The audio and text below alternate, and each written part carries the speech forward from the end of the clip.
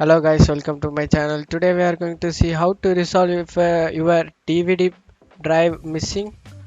Let's fix that guys. That is easy method. I'm having it. Go to search menu and type cmd. Run as administrator. User control pop. Click yes. And copy my video description guys. Command copy it. And tap the bar. Right click. Eject. Paste it. Press enter. The operation completed successfully guys. That's it for today's video. I hope this tutorial definitely worked for you guys. Thanks for watching my video.